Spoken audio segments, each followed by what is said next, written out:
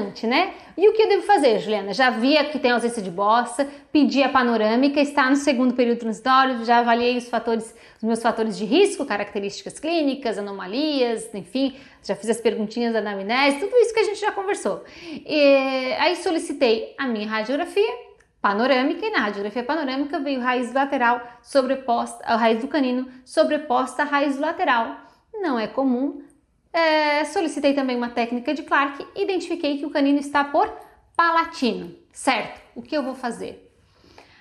A literatura já tem falado, né, bastante sobre isso e não é algo recente. A gente já tem trabalho, olha só, do Lepp em 1951 no American Journal, falando que a identificação, né, o diagnóstico da impacção precoce e a remoção do canino descido pode ser uma alternativa possível para prevenir a condição de impacção na grande maioria dos casos. Querendo dizer que a exo do canino descido precoce favorece a irrupção, a correção da rota irruptiva do canino permanente. Isso a gente pode usar quando o canino está por vestibular ou palatino, independente. A diferença é que por vestibular, muitas vezes eu tenho que também abrir espaço no arco. Por palatino, normalmente eu faço a exo do canino descido. Joia? Por que isso, Juliana? Normalmente a gente faz a exo do dente descido, o dente incluso, ele tende a irromper pela própria presença de mediadores químicos naquela região onde o dente foi extraído. O dente permanente, ele tende a irromper, a corrigir a sua rota em direção aonde foi extraído, onde eu tenho essa loja cirúrgica, certo? Então eu faço a exo precoce do canino descido. Essa acredita-se ser uma das explicações, né? Não existe ainda uma evidência científica, principalmente a nível biológico, que justifique isso, mas a gente sabe que a exo precoce tende a favorecer a correção espontânea da rota do canino permanente. Cuidado! Não extraiam um canino cedo demais. Quando a gente extrai o canino descido cedo demais, não dá tempo. O canino permanente, ele ainda não está no momento para aproveitar essa exo e realmente corrigir a sua rota. Essa exo deve ser no segundo período transitório. Parece que eu já estou sendo repetitiva, mas isso realmente é muito importante. Eu recebo muitas perguntas em relação a isso. Certo? Então isso não é novo, né? Lá de 51, a gente já tinha trabalhos na literatura do Lapham falando sobre isso.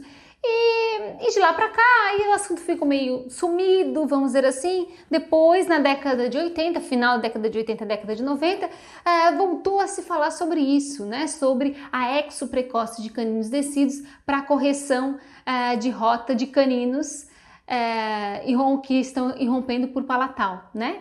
Gente, tracionar um canino palatinizado, um canino que está por palatino, não é um tratamento ortodôntico simples, é um tratamento ortodôntico complexo, onde, como a gente já viu anteriormente, onde há reabsorção dos incisivos laterais na grande maioria dos casos. Eu falei para vocês, os trabalhos com literatura mostram até 80% dos incisivos laterais têm algum grau de reabsorção, não quer dizer que eles sempre serão extraídos, mas é comum a reabsorção. Então, em alguns casos, a reabsorção é tão significativa que esse dente acaba tendo que ser extraído.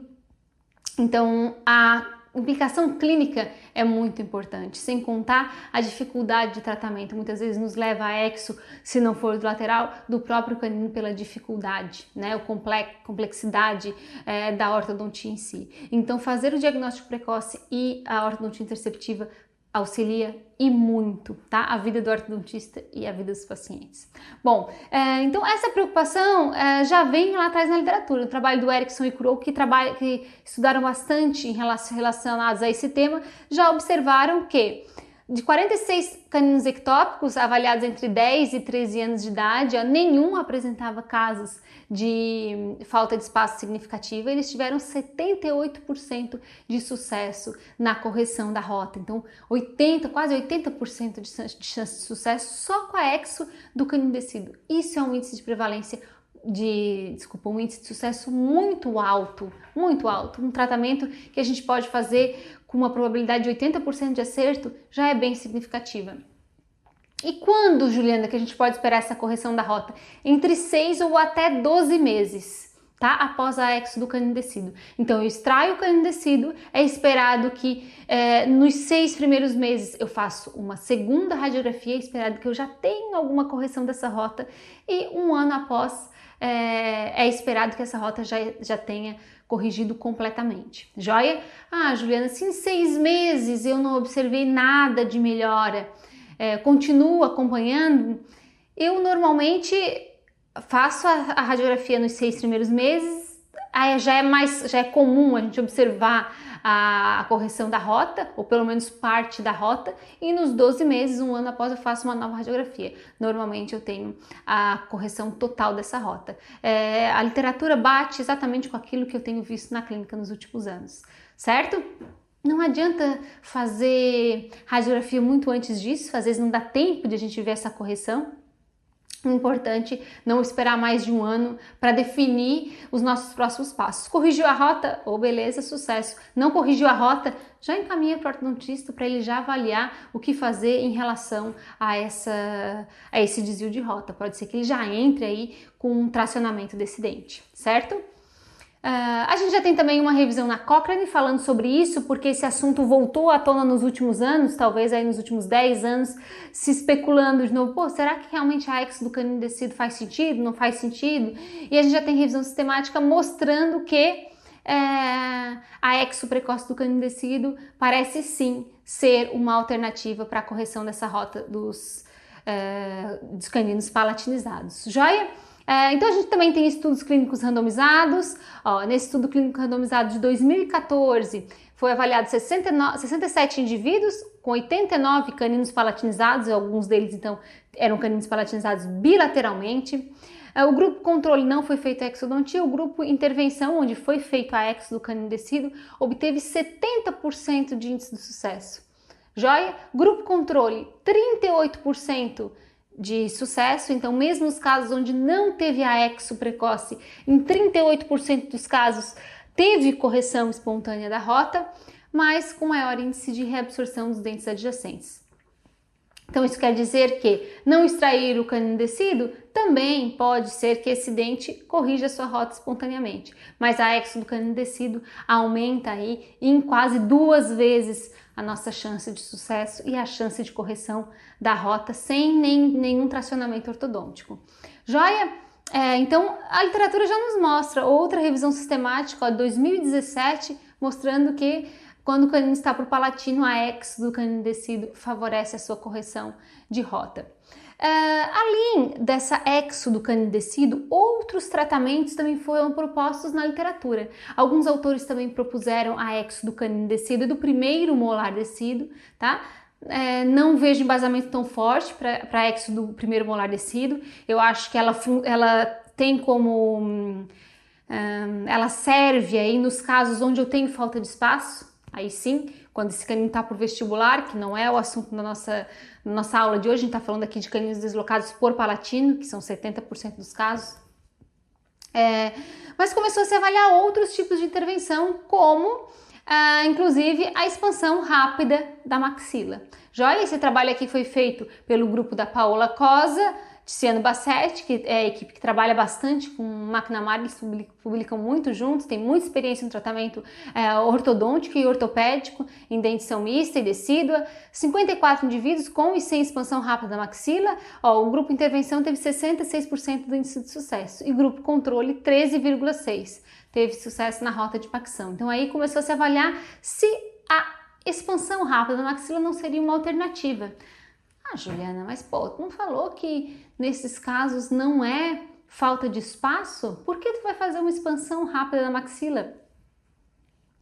Na verdade, tem até um trabalho do Jansson, que a gente vai citar aqui em seguida, tentando esclarecer essa pergunta, né? O porquê que mesmo o paciente tendo sobra de espaço, a expansão rápida da maxila é favorável nesses casos para corrigir a rota.